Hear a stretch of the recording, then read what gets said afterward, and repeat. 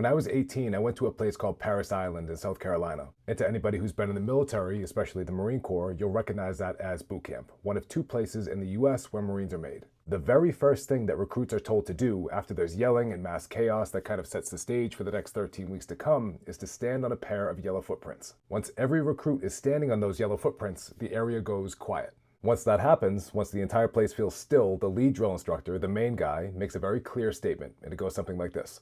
These yellow footprints are the last steps you will ever take as a civilian, and there's no turning back. If you're here, if you clicked on this video, my guess is that you're looking for something more. Maybe you're clear on what that is, or maybe you're still clarifying. Either way, I'd like to offer you two different paths. One path, the first one, is the one that you've already been taking. We'll call this the thinking path. The thinking path is where you ponder on how your life could be, and maybe you reflect on some of the decisions that you've made that got you to where you are now. The thinking path is reflective and logical, and there's absolutely a right time for it. But if you're here, I'm going to assume that that path, the one that I've seen countless clients take over the years, isn't working. We need something more gritty, something with the emotional depth to meet the hard moments when they inevitably show up. That second path is less comfortable, occasionally overwhelming, and sometimes downright painful. That path is the immersion path, the one where you stop thinking and start doing. That's the yellow footprint path, the no turning back path. If you're here, that's the path that I genuinely believe will help you get to where you want to go. Not just superficially think different thoughts, like a lot of YouTube gurus love to claim, but actually change your life. In this video, I want to accomplish two simple things. First, I want to introduce you to a concept that I learned in grad school called the intent-behavior gap, and why I think that's partially responsible for the cycle you're in. Second, I want to share with you how immersing yourself in discomfort, something therapists call exposure therapy, is the single most beneficial path that you can take to becoming the person that you want to be. As you watch this video, I want you to keep in mind a goal that you have or a vision, one that you actually care about, and really consider how you can apply some of these concepts sooner rather than later.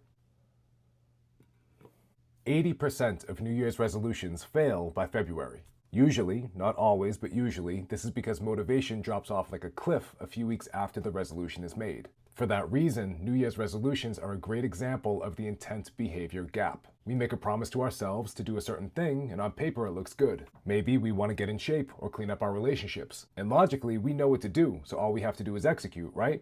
Not really. That's actually not how psychology works. Studies are actually very clear on this. A good plan on paper doesn't always lead to progress in real life. The reason for that is in the emotion, not the reason. When our clean, rational plan meets an ugly or uncomfortable reality, logic goes out the window. We actually go down the brain structure, from the prefrontal cortex down to the limbic system. And not to get overly fancy, but in the limbic system, that's where emotions live. So there, we need to be emotionally strong, not just smart. The way I see it is that being emotionally secure is kind of like a door. It may not be the goal itself, but we have to pass through it to get to the destination. Just saying that we need to hit the weights or stop projecting our stress or change careers, that's easy. Thinking that or saying that costs us nothing because the plan itself hasn't been battle tested. At that point, at that stage, our alarm hasn't gone off yet before work to go to the gym, or we haven't sufficiently explored other career paths. So the words, the plan, isn't actually real yet, it's just theory. This is also where a lot of rewiring advice falls flat. You'll hear people say things online like just think different thoughts to reroute your brain patterns, but the brain doesn't respond as strongly as we'd like to those prompts. In fact, sometimes, a lot of times from people that I've worked with, it's actually the opposite. Thinking without action actually creates a distorted cycle in your brain. Think about it like this. Every time you say something and then don't do it, you condition your brain to be a liar, not to anyone else, but to yourself. And the more you do it, the more you produce those little lies, the more those neural circuits get reinforced. And when that happens, that intent-behavior gap just gets wider. If you want to permanently change how you think, you need to change who you are. And there's only one way to do that. I'm going to read a section from my book. This section is called Breaking Emotional Addictions. Trying to avoid the hardship only makes it worse when it inevitably shows up. To truly accept a new approach to life, you must be willing to sacrifice your default emotions. It may be one of the hardest aspects of the rewiring process as it involves an immense amount of sacrifice without any glory, delayed gratification without any certainty, and good old-fashioned discomfort. It's for these reasons that the path to rewiring runs through sacrifice. When you immerse yourself in discomfort, and when that discomfort is embraced and intentional, something happens. We depart from our previous identity, from the guy that would talk about things and have these big, grand plans, but not actually execute. From a psychological perspective, that shift is massive, because our identity is changing in real time. Think about it like this. Our personality is a collection of habits reinforced over time. The second that we choose a new path, we're making a small alteration to that identity. And remember, in the thinking phase, that decision doesn't carry much weight. But the more that we reinforce that decision through behaviors and action, the stronger that new identity becomes. Immersing yourself in a set of new experiences is the path, is the way to become a new person. Having done this for years, I've seen a lot of people overcomplicate this. They'll make statements from a place of emotion like, I can't do this, or things have always been this way, so they're always going to be this way. If that happens to you, and it's happened to me, it just makes us human. But if that does happen, recognize that not just as bad thinking, but as bad programming. It's normal. We've all been programmed over the course of our lives to think a certain way and feel a certain way. But I encourage you to remember that God gave us everything we need in our hearts to overcome our minds. Very literally, we are equipped for overcoming. And before wrapping up, I'll just expand on that. Our brains come with a kind of self-updating software called neuroplasticity. That's a fancy word that I learned in grad school, but it pretty much means that our brains are constantly changing in small ways with big implications over time.